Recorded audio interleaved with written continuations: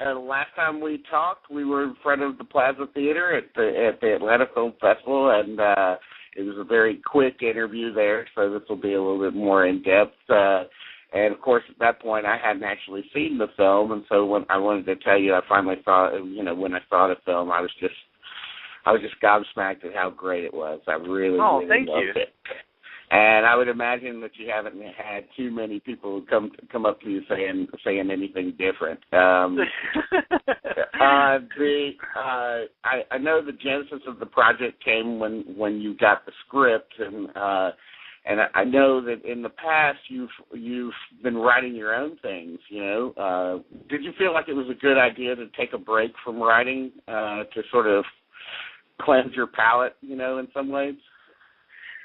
It wasn't really like a concerted effort to do that. It was more just that, the producers approached me after Sundance 2012 when Smash was there, and just, they said that they liked my movie a lot and that they wanted to know if I wanted to read the script. And, and I never seriously thought about, directing someone else's script before, but I did read the script because I respected Scott and Mike, who wrote it. I knew of Tim Tharp's novel, which had been nominated for the National Book Award a few years before.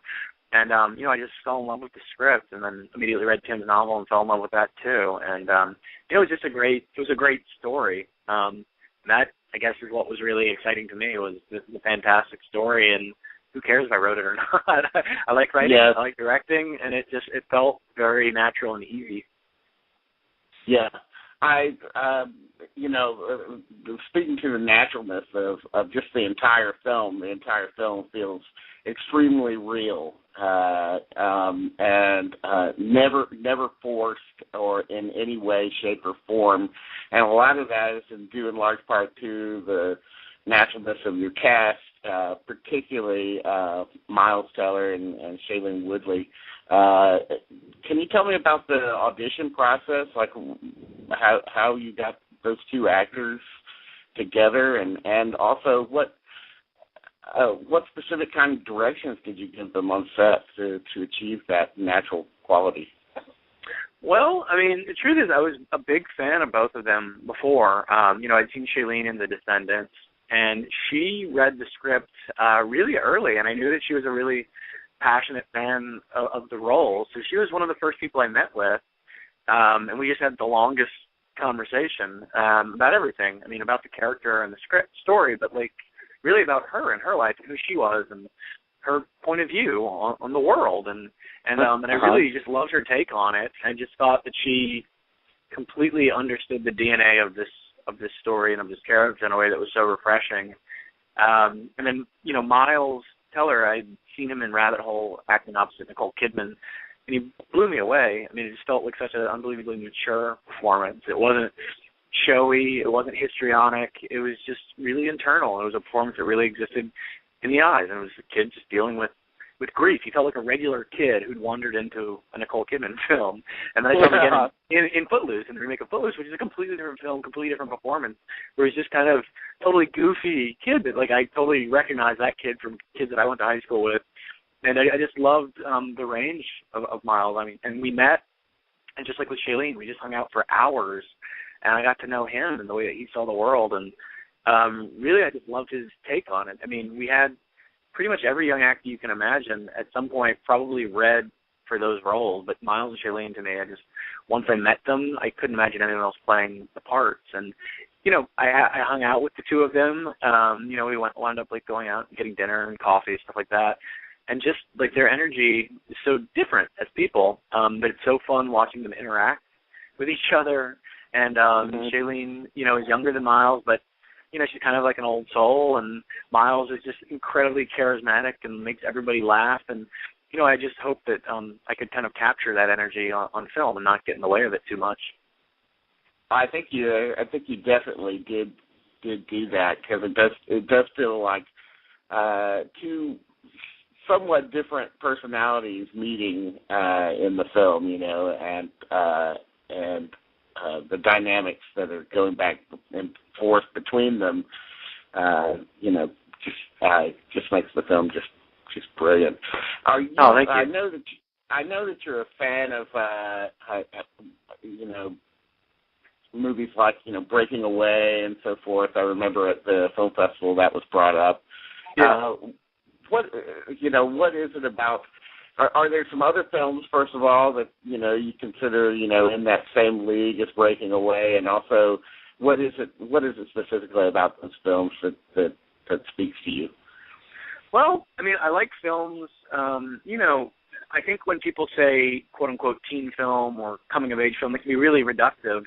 But I guess the ones that really stick out for me that stand the test of time, they just dignify the emotional experience of the characters, and it treats them the exact same way it would if they were 6 years old or 16 or 60.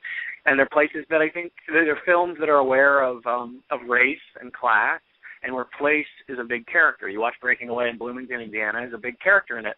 I feel the same way about Last Picture Show or Splendor in the Grass or Rebel Without a Cause or Days of the Accused or Kez or Show Me Love or 400 Blows. Those are all films where I think they deal with nostalgia, but they're not sentimental, which is to say they deal with a very specific time, in youth, but they're laced with a bit of bitterness and sadness. There's real melancholy, and the characters really feel pain, even though there might be a lot of humor and light and warmth in the stories as well. Yeah, a lot of those movies, and including The Spectacular Now, just right down to the title, a lot of those movies really do touch on that sense of knowing that this is a specific time in your life, being young, and that it's kind of slipping away.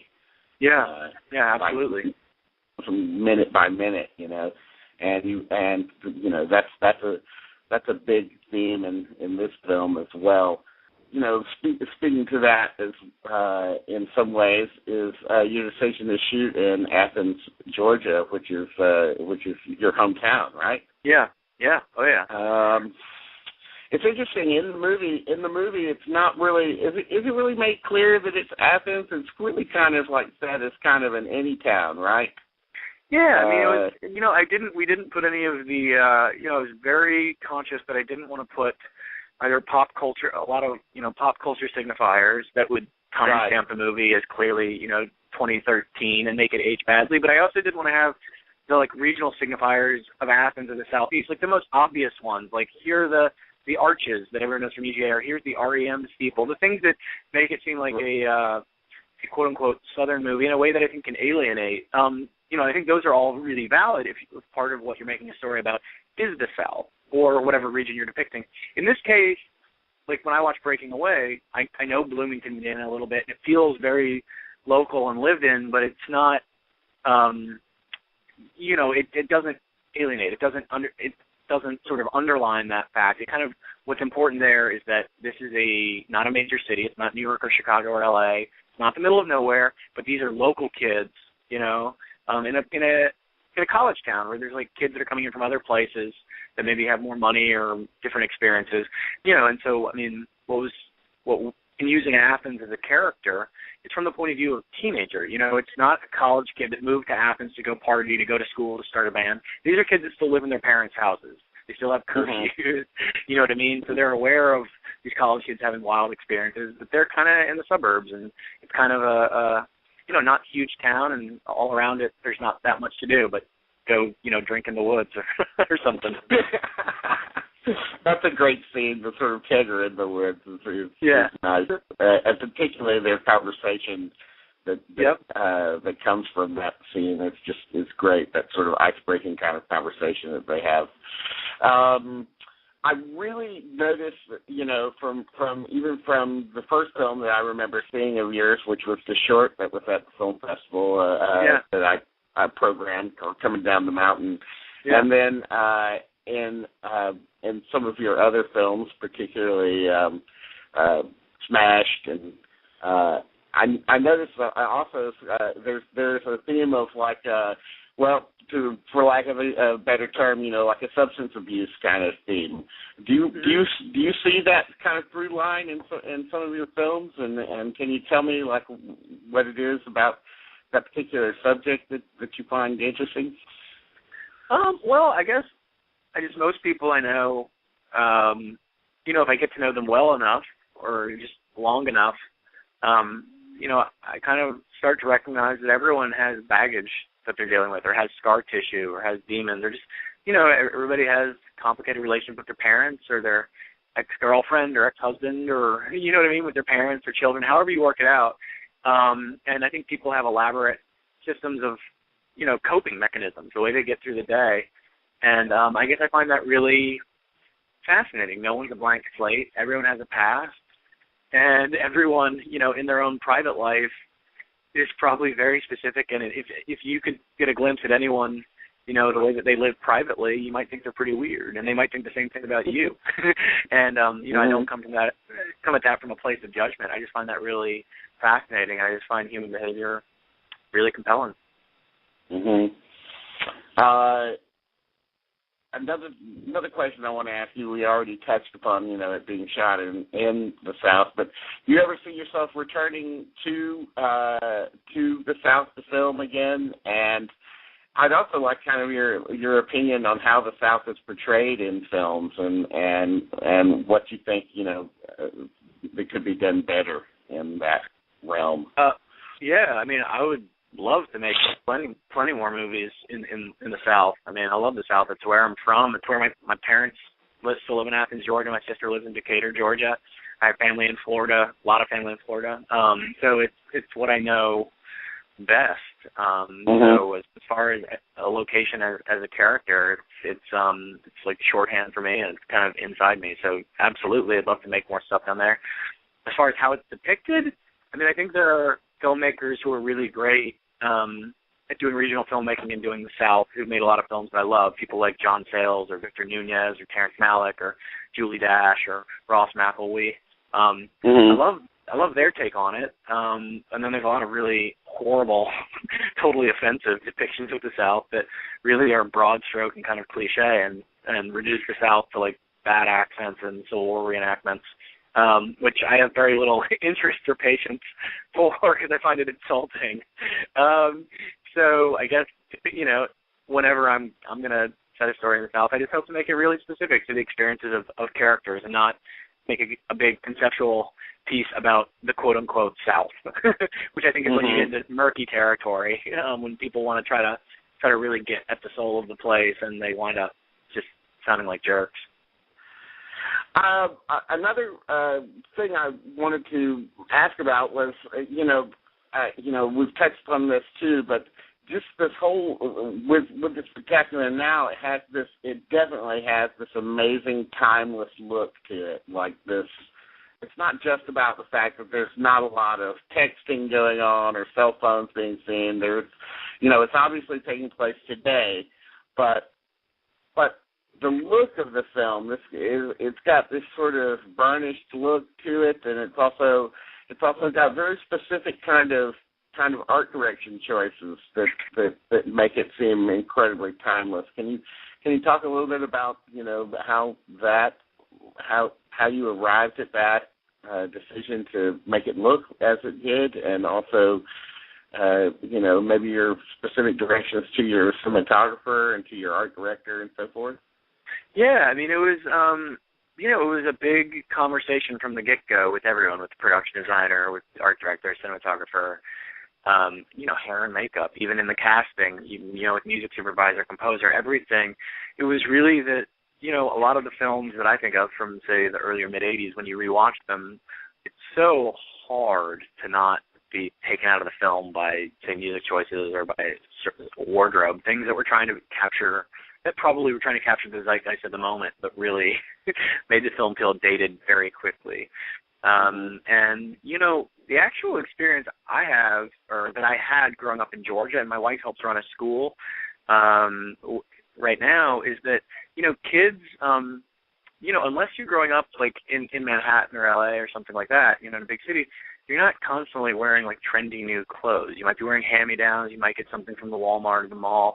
You probably have new clothes at the beginning of the school year. By the end of the school year, they're kind of worn out a little bit. So I wanted to capture that sense, which I think speaks to class and economics. And it was, I was really interested in the emotional inner lives of the characters and not things that would come off as fads. So easy pop culture signifiers we really wanted to remove. We didn't want it to seem like a period piece, but, I wanted to have a textured look and feel, and a lot of it came to, that we'd shoot it on anamorphic 35, use natural light, a lot of the look and feel that, like, a lot of it could feel like it's happening in 2013 or 1993 or 83 or 75, and, I wanted the movie in that way to exist out of time and be more about the relationship and the characters.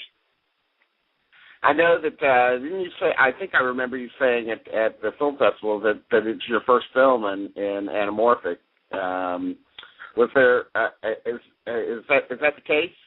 Actually, Off the Black, my first feature, we shot on anamorphic 35 as well. Yeah, so it was my second feature on anamorphic 35, which I love. Smash, my last one was on the Alexa, which is a great. It's a great tool. They're all tools. I'm not a Luddite who only wants to shoot on film. I think every film has specific needs, but no, I love widescreen 35. Mhm. Yeah. What is it? I mean, is there a specific different kind of visual sense that you have to bring to a widescreen movie as opposed to a regular 35 millimeter 1:8:5 ratio? Yeah, I mean, you just have more frame to, like, to have characters exist in a space, to not just be anywhere. I think the difference between television and film, so much of, obviously 1 hour dramatic television is getting more cinematic, but traditionally TV is about the medium close-up and the close-up, and it's just like, make your stars, frame them well, and make them look nice. Whereas film, you can really, you can dwarf your characters. You can have them relate to a space and have, and acknowledge that it's wildly different growing up in Manhattan than it is growing up in, say, the rural deep South. And it's just, all the more ability to do that. And it allows you to put more thought into the blocking of the characters and, just give a real sense of environment, which is really compelling. Yeah. I mean, depth of field is obviously different as well, and you can really just draw the focus of the audience to specific things in a very different way.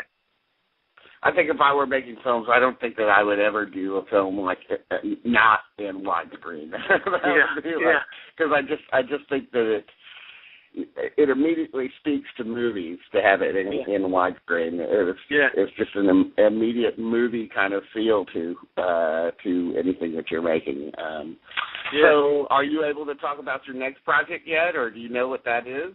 Yeah, I'll tell you. The next, I'm writing a couple things. I'm working on an adaptation of the musical Pippin, and I'm also adapting this sci-fi book called Pure that I'll direct, and I'm going to direct a script that I didn't write called Rodham, which is about the young Hillary Rodham in the 1970s in D.C.